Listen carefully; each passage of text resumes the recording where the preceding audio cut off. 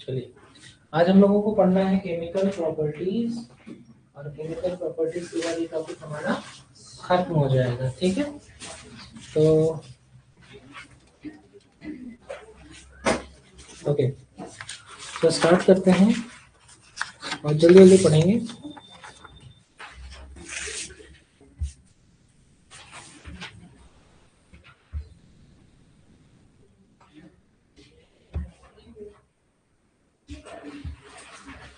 चलिए,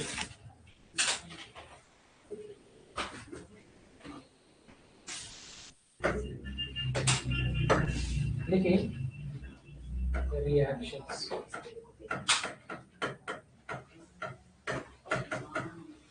और यहाँ पे सबसे पहले हम कौन सा बॉन्ड ब्रेक करें? Carbon oxygen. देखो, क्लीवेज और carbon oxygen bond with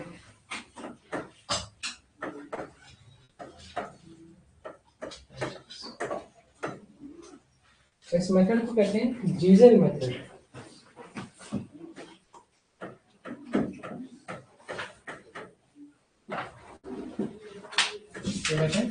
जीजर method सबसे पहले हम लोग पढ़ने जा रहे हैं। तो यहाँ पर एल्काइल हैलाइड की, मतलब एसिड्स की, हाइड्रोहाइड्रिक एसिड की रिएक्टिविटी ऑर्डर। यहाँ पर रिएक्टिविटी सबसे ज्यादा होगी HI की, फिर HBr, फिर आपका HCl, फिर आपका HCl। जीजर मेथड का एक और यूज है, it is used in estimation of alkoxy group. चलो, अब इसमें एक एक कंडीशन पढ़ते हैं। सबसे पहली कंडीशन है विद लिमिटेड HI। हमने क्या लिया? HI लिया, लेकिन लिमिटेड अमाउंट में। तो होगा क्या कि आपने लिया 1 मोल,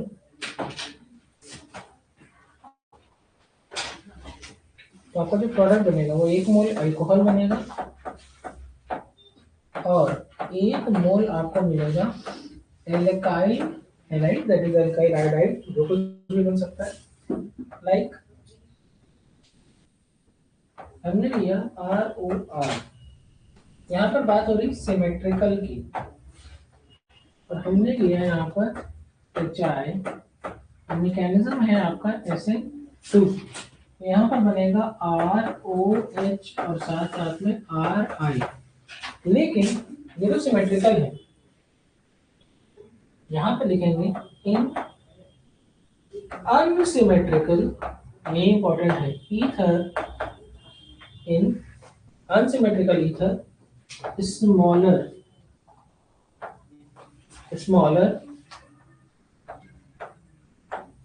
alkyl group form iodide।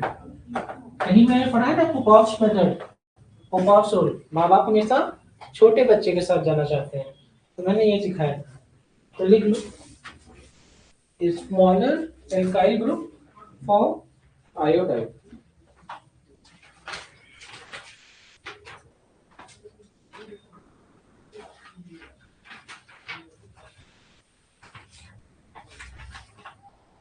तीन चार एग्जाम्पल हैं लाइन से। डन, आगे बढ़े।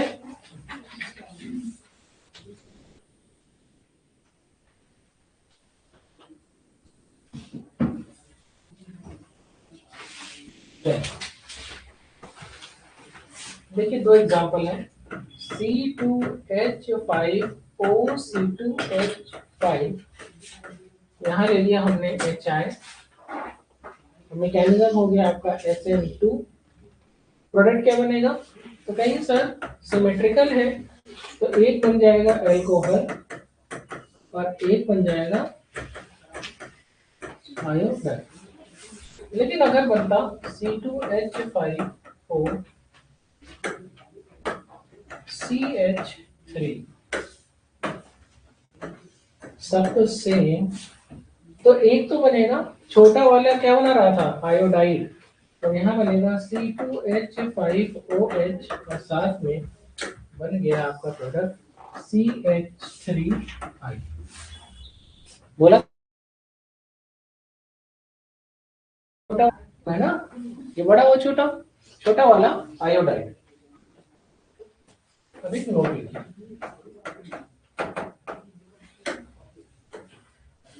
if ether contain tertiary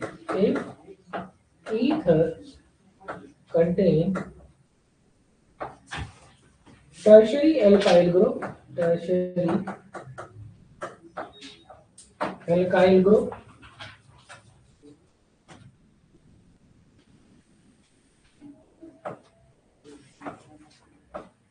tertiary alkyl group always form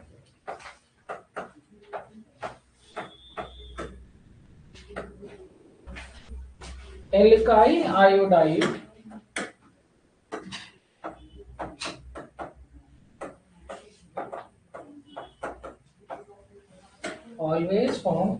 iodide irrespective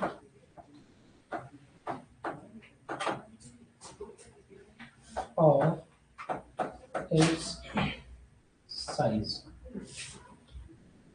because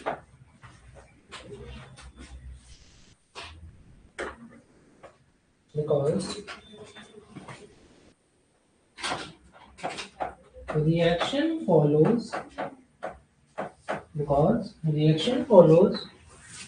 SN1 mechanism। अभी तक SN2 थी, अब SN1 होने लगी, due to formation of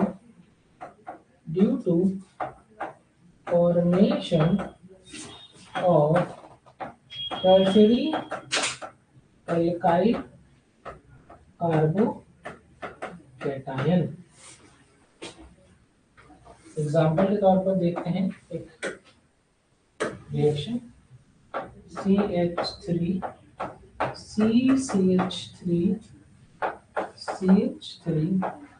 OC2H।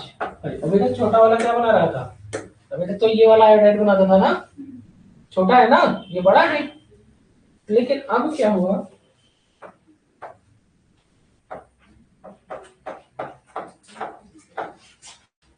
बना CH3 CH3I और साथ में बना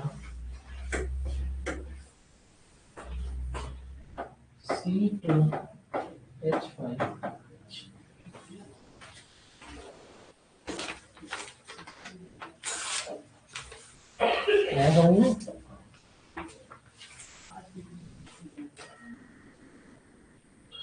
डन। चलो ये तो था लिमिटेड HI के साथ। अब हम जा रहे हैं रिएक्शन कराने एक्सेस HI के साथ। किसके साथ कराना है? Excess HI। डन। चलो लिखिए with excess HI। यहाँ पे हमें जो प्रोडक्ट मिलेगा 2 मोल ऑफ एल्काइल आयोडाइड। मतलब दोनों तरफ की एल्काइल ग्रुप क्या बना लेंगे? Alkyl iodide. Example like C2H5OC2H5HI excess. ठीक है, यहाँ क्या बन जाएगा? 2 मोल ऑफ C2H5। अगर ये है C2H5OCH3 सब कुछ सेम, तो यहाँ बनेगा C2H5I प्लस CH3I। अगर आपने ले लिया एल्कोहल और आपने इसको ट्रीट करा दिया इससे, तो ये बना लेगा CR है ना, R।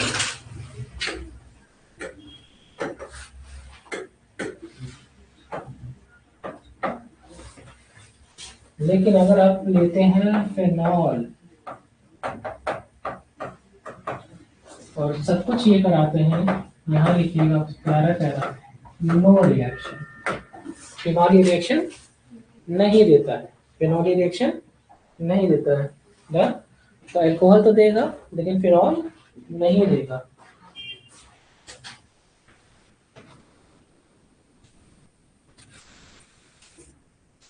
अभी तक हम लोगों ने जो कुछ पढ़ा उसमें एलिफैटिक ही है, कहीं एरोमेटिक नहीं आया। एरोमेटिक आया तो रिएक्शन ही नहीं हुई। अब हम लोग पढ़ने जा रहे हैं एरोमेटिक ईथर के लिए सब कुछ अलग से। ठीक है, जैसे एनिसोल होता है ना, C6H5OCH3, फेनिटोल। तो लिखिए, डन, लिखिए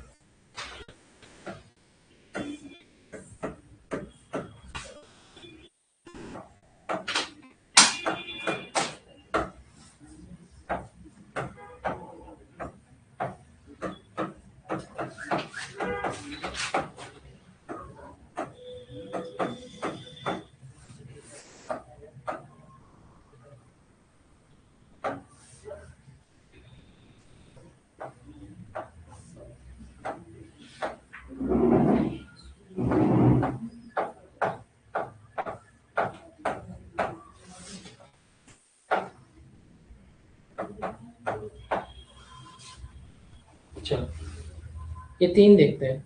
ठीक है, मीडिया सामने का थोड़ा पढ़ाई को ध्यान दीजिए। यहाँ पर ये वाला जो ग्रुप है, यहाँ पर ये वाला जो ग्रुप है, और यहाँ पर देखते हैं, तो ये बना लेगा आपका एल्कोहल। क्या बना लेगा? तो यहाँ पर ये हो गया OH और यहाँ बन गया CH3। ये वाला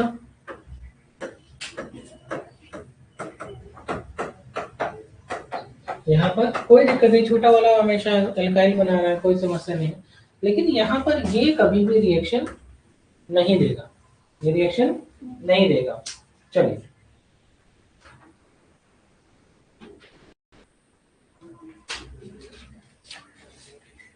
मतलब कोई एक तो एलिफैटिक होना चाहिए। तो इस बात समझ में आ गया कि एरोमेटिक वाला अल्कोहल बनाता है, एलिफेटिक वाला अल्काइल आयोडाइड बनाता है। यहाँ तीन ही हुआ, अभी और भी कई पॉसिबल एग्जांपल्स हैं, तो दो एग्जांपल और सिखा दो। हो गया।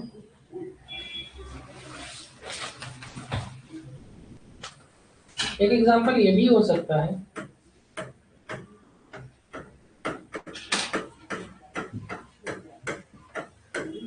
दिस इज एराइल ग्रुप ना, ये एल्काइल है, ये एराइल है। तो मुझे लग रहा है कि अब आप लोग को थोड़ा आइडिया लग गया है कि अगर मान लो HI के साथ करेंगे तो यहाँ से बॉन्ड टूटेगा, एल्काइल वाला पार्ट वो बना लेगा और ये वाला बना लेगा। ये वाली तो पॉसिबल रिएक्शन आपको देखने को मिल रही है। और क्या हो सकता है, एक और पॉसिबल है स्ट्रक्चर,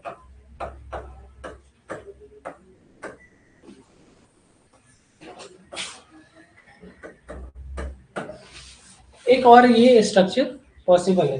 ये एरोमेटिक है कि साइक्लिक है? ये साइक्लिक है, ठीक है। तो बॉन्ड यहाँ से टूटेगा और ये बनेगा और ये बनेगा, डन। बात समझ में आ गई?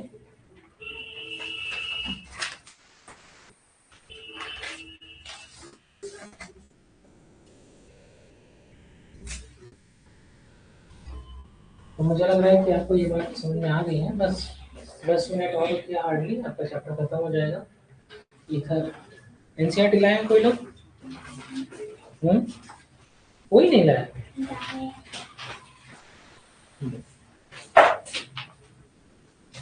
नोट कर लो।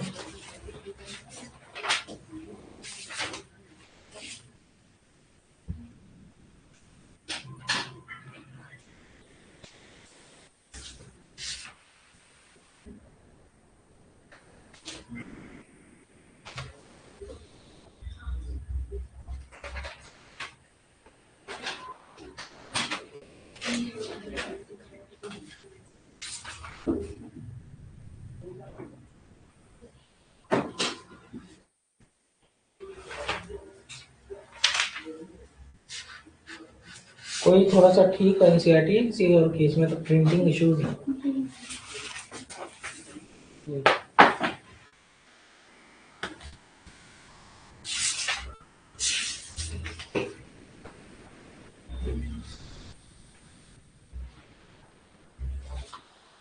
हो गया, डन।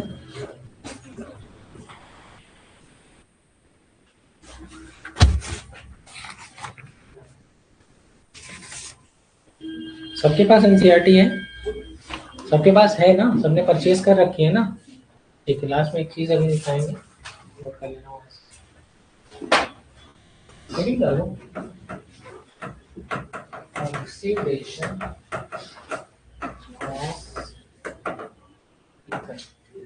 Oxidation of ether. यहाँ पर प्रोडक्ट जो बनता है वो बनता है ईथर पर ऑक्साइड।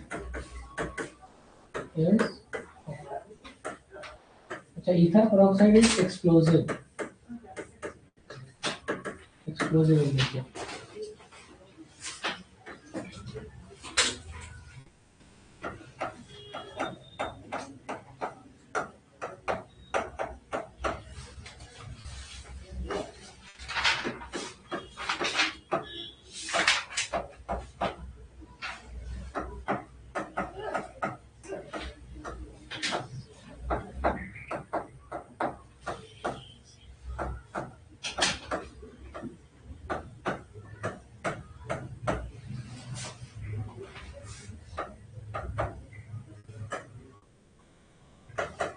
ये लेना, सब जगह 8 ही इलेक्ट्रॉन है, ठीक है। Boiling point of ether per oxide is greater than boiling point of pure ether. Okay, ether की जो बॉइलिंग पॉइंट है प्योर ईथर से ज्यादा है। तो देखिए ड्यू, वैसे देख रहे हो एयर से ही ऑक्सीडेशन हो जा रहा है इसका, तो मतलब अगर हमको पुराना ईथर का सॉल्यूशन मिल जाए तो उसको यूज करना चाहिए कि नहीं करना चाहिए? करना चाहिए, मर जाओ बेटा। ये देखो भाई, हर चीज तो एयर की प्रेजेंस में ही है, और कहीं से उसमें लीकेज वीकेज है तो वो धीरे धीरे ईथर पेरोक्साइड में कन्वर्ट हो जाएगा, और आप कभी भी आप उसमें टेस्ट करने गए, कुछ करने गए, तो वो एक्सप्लोड कर सकता है। तो लिखो, due to explosive nature of ether peroxide, due to explosive nature of ether peroxide, due to explosive nature of ether peroxide, old sample of ethers cannot be distilled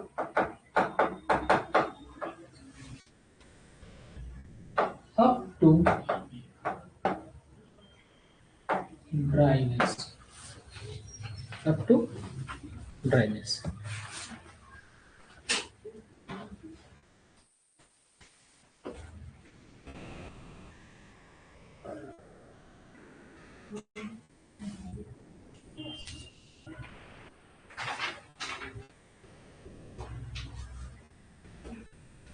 Done?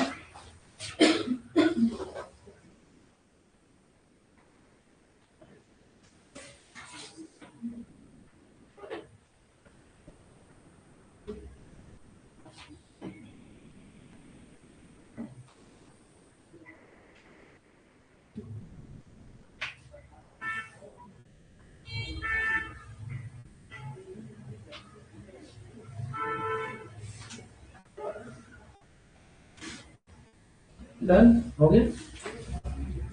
चलो, अब देखो एक चीज देखा तुम लोगों ने, पीछे मैंने कुछ अच्छी अच्छी चीजें बढ़ाई थी, और यहाँ से मैंने बढ़ाया था। देखो फिनॉल इसके साथ नहीं दे रहा है, तो क्यों नहीं दे रहा है कि फिनॉल जो है एचआई के साथ रिएक्शन नहीं कर रहा है, क्योंकि बिकॉज फिनॉल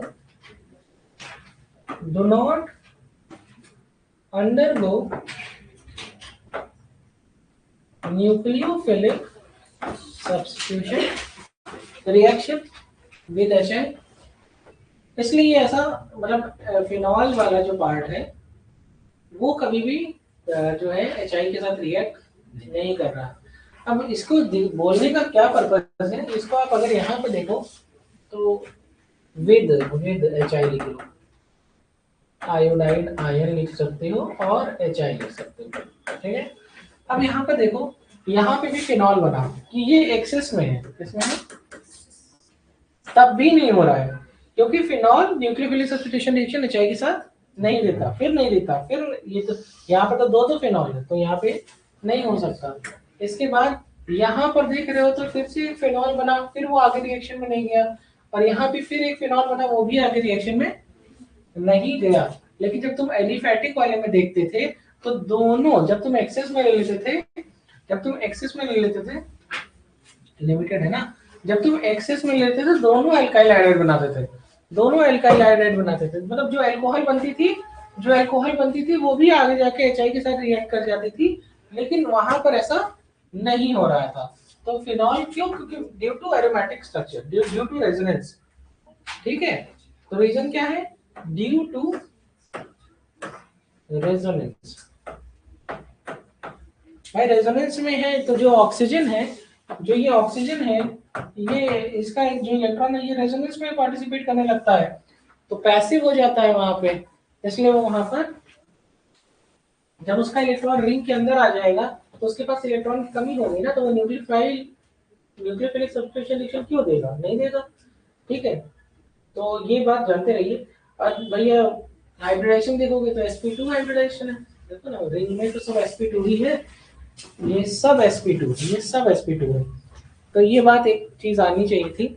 अब एक छोटी सी दो रिएक्शंस हैं, तीन रिएक्शन एक्चुअली, वो लिखवा दे रहा हूँ, नहीं तो एनसीईआरटी हो तो आप पढ़ सकते हैं, मैं बता सकता हूँ।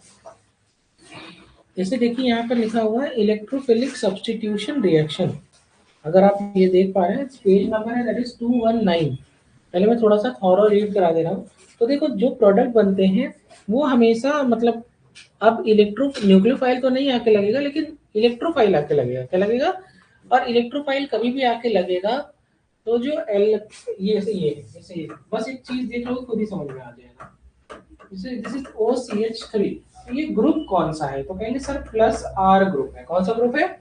तो रिंग एक्टिवेटर है। सिंपल भाषा में जान जाओ, रिंग एक्टिवेटर है। तो कोई भी इलेक्ट्रोफाइल आएगा तो वो या तो ऑर्थो पे लगेगा या तो पैरा पे लगेगा। तो जो इलेक्ट्रोफाइल है वो यहाँ लग सकता है या यहाँ लग सकता है। मतलब इनका जो प्रोडक्ट बनेगा वो बनेगा ORE या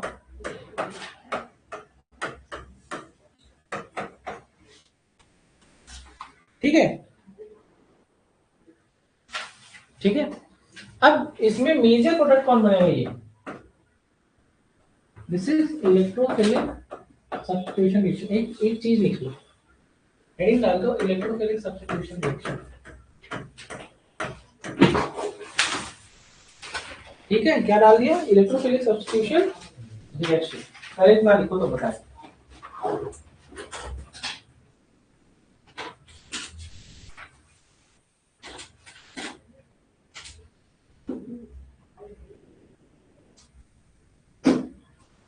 तो हमेशा मेजर कौन होगा? पैरा वाला। ठीक है, एक ही बार में आ जाएगा। पहले इतना आ गया। रिंग एक्टिवेटर और क्या कहेंगे? Ortho para director. कोई भी चीज आएगी तो या तो ऑर्थो पे लगेगा या तो पैरा पे। डन। आप सबसे पहले समझते हैं, तो इसमें एक एग्जांपल है हेलोजिनेशन का, और एक बहुत कॉमन, दिस इज एनिसोल। मुझे लग रहा है कि आपको तो पता ही है। यहाँ पर हमने लिया ब्रोमीन, यहाँ लिया C2 एसिटिक एसिड, जिसको हम क्या कहते हैं? Ethanoic acid. तो यहाँ पर क्या बनेगा? तो कहेंगे ब्रोमोनियम आयन। कौन सा है? अब ब्रोमोनियम आयन या तो यहाँ लगेगा या तो यहाँ। तो तुम्हारा जो प्रोडक्ट बनेगा, एक बनेगा OCH3Br और बनेगा OCH3Br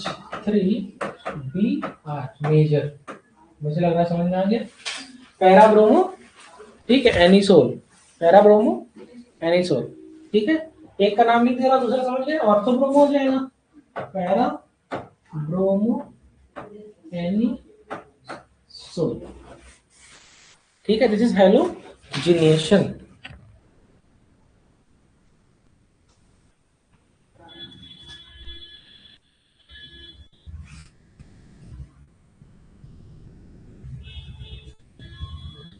मतलब तुमको यहाँ पर एक चीज है, FTBR से लेने की भी जरूरत नहीं पड़ी।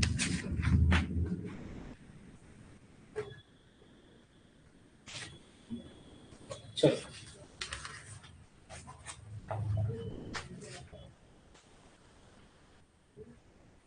डन।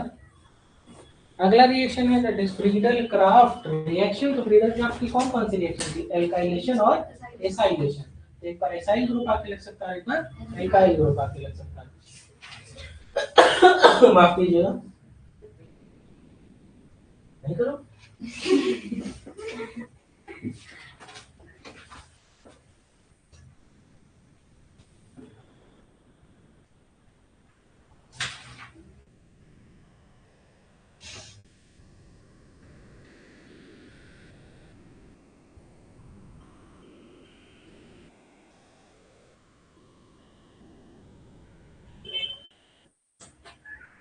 हो गया।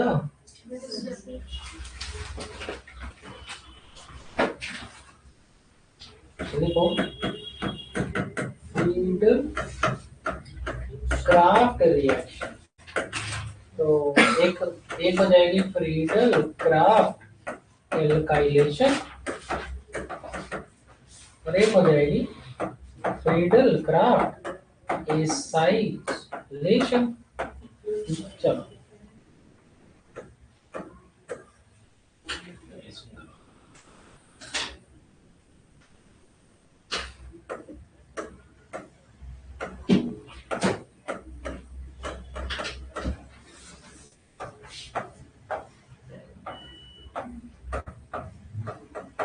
अच्छा, कैटलिस्ट तुम लोग को याद होगा, ये एनाइट्रस AlCl3 ना, यही तो कैटलिस्ट रहता था। यहाँ पर CS2 भी यूज करते थे। तो यहाँ पर लिखो, एक बार तुमने ले लिया CH3Cl, और एक बार ले लिया CH3COCl, this is acyl, this is ethanoyl chloride.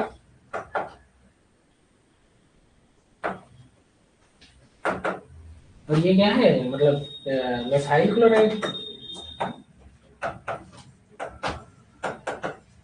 ठीक है, कोई दिक्कत नहीं है।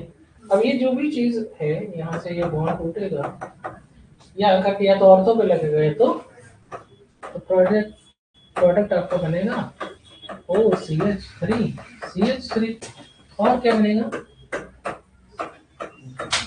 OCH3, और यहाँ लग जाएगा, यही आपका मेजर प्रोडक्ट होगा। इसको कहेंगे 4-मेथॉक्सी टॉल्यूइन, इतने को पूरे को टॉल्यूइन कह देंगे, तो यहाँ हो जाएगा 4-मेथॉक्सी टॉल्यूइन, इतने को टॉल्यूइन कह दिया, इसको एल्कोक्सी कह दिया, इसको एल्केन कह दिया। ठीक है, इसका क्या हो जाएगा OCH3, और यहाँ पे लगाएंगे COCH3, और क्या बन जाएगा, ऐसा ही बनेगा एक और OCH3COCH3, this is acetophenone, so this is 4-methoxy acetophenone, 4-methoxy acetophenone, यही आपका मेजर है। ठीक है, नोट कर लीजिए, पहले कुछ किया नहीं,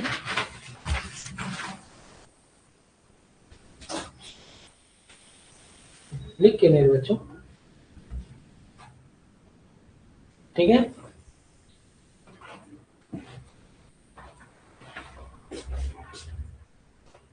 डन।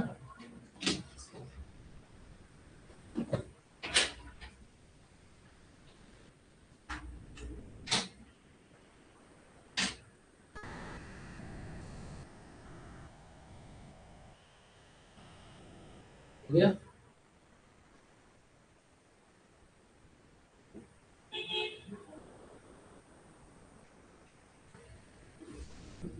एक लास्ट रिएक्शन है, दैट इज नाइट्रेशन। हर बार पढ़ी ना, प्रोपिनेशन, सल्फोनेशन, हाइड्रोजनेशन में पढ़ते थे, सल्फोनेशन पढ़ते थे, नाइट्रेशन पढ़ते थे, फ्रीडल क्राफ्ट रिएक्शन पढ़ा दी। बिल्कुल लास्ट में एक रिएक्शन है, that is nitration.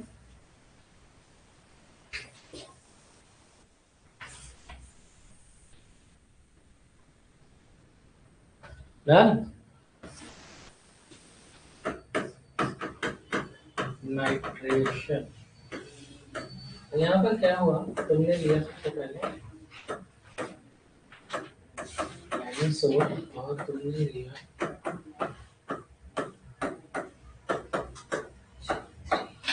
Nitro group बनेगा यहाँ से, तो एक बार बनेगा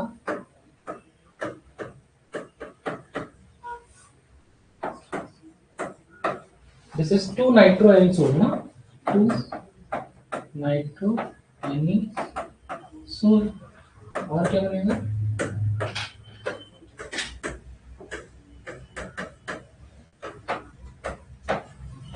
4-नाइट्रो, यही हो गया आपका major product. So this is all about this chapter। यहीं पर आपका ये टॉपिक खत्म होता है। तो हम लोग एक और चैप्टर खत्म कर लिए।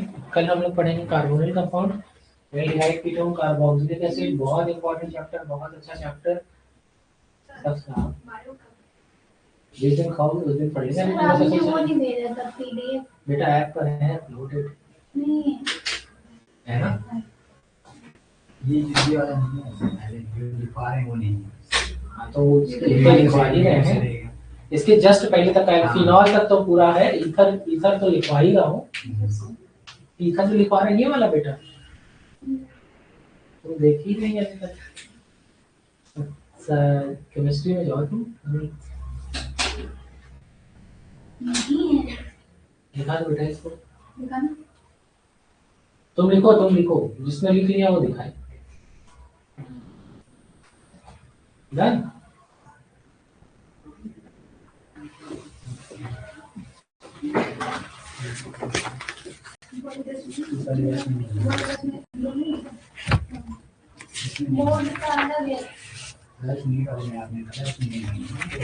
चली जाएगी बेटा, नीचे से कह देंगे वो भेज दीजिए तुम्हें। देखो कुछ भी नहीं बचा है, मैंने सब पढ़ा दिया। अगर आप अपनी एनसीईआरटी देखते हो, एक बार आप लोग एनसीईआरटी से गो थ्रू कर लीजिए, आपको एनसीईआरटी भी पढ़ने की जरूरत पड़ेगी नहीं, मैंने हर चीज़ पढ़ा दिया है। मतलब इसको रीड करने में आपका मतलब टाइम ही वेस्ट होगा। सर कल बायो पढ़ा दो, अरे बिल्कुल पढ़ा देंगे।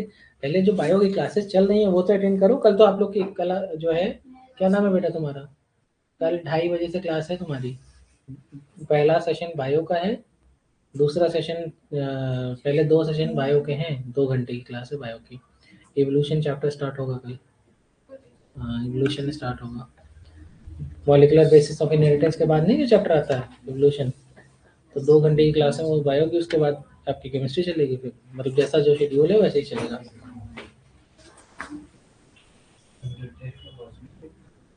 हाँ तो करा लो ना, पहला इवोल्यूशन करा लेते हैं, उसके बाद टेस्ट का टॉपिक क्या है, sexual reproduction and flowering plant है क्या। एक इवोल्यूशन कर लो, क्योंकि अब हम लोग ने डिसाइड कर लिया है एक ही चैप्टर है, उसके बाद स्टार्टिंग से कर देंगे, ठीक है। क्योंकि आज डिस्कशन हो गया, रात में मैम को चेंज करो टॉपिक तो फिर हाँ उनको भी होगा। तो बात मेरी जो प्लांट फिजियोलॉजी को पढ़ाने की है, जब चाहूंगा कि जिस दिन चाहूंगा पढ़ा दूंगा, कोई ऐसी बात नहीं है, मैं पढ़ा दूं किसी दिन। हाँ 10 जनवरी से पहले, हाँ पता है। तो सबसे पहले मैं फोटोसिंथेसिस और रेस्पिरेशन लगा देंगे, क्लास लगा देंगे, ठीक है। एक आप लोग की लगाएंगे तो मैं मॉर्निंग में लगाऊंगा, आराम से आइएगा, मॉर्निंग में एंजॉय किया जाएगा, फिर आप लोग घर जाइएगा। फिर हाँ अरे 8 बजे 9 बजे लगाएंगे, तभी तो तुम लोग को गैप मिलेगा। फिर तुमको 2:30 बजे आना है तो पहले आओगे तभी तो मजा आएगा। कितने बजे आना चाह रही हो, तो बेटा कंटिन्यूस नहीं पढ़ पाओगे पक्का।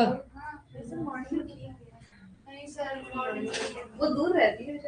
अच्छा चलो कोई बात नहीं, 12 से कर लेंगे, कोई ऐसी बात नहीं है, 12 से कर लेंगे, ठीक है। मुझे कोई प्रॉब्लम नहीं, मुझे तो बस पढ़ाना है बहुत अच्छे से। मेरा तो मतलब मजेदार टॉपिक है,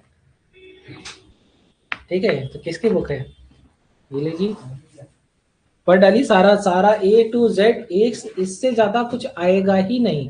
अगर आप पलट देंगी किताब, आप देखेंगे हर चीज कवर्ड है ऑलरेडी, तो बहुत परेशान होने की जरूरत नहीं है, बहुत अच्छे से पढ़ने की जरूरत है। तो this is all about this topic.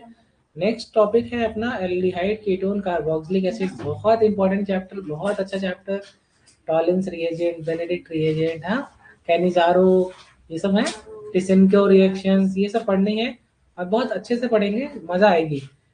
तो एल्डिहाइड कीटोन कार्बोक्सिलिक एसिड, उसके बाद हम लोग पढ़ेंगे एमीन्स। तो पहले ऑर्गेनिक एकदम खत्म, फिर हम लोग वापस से चलेंगे किसमें,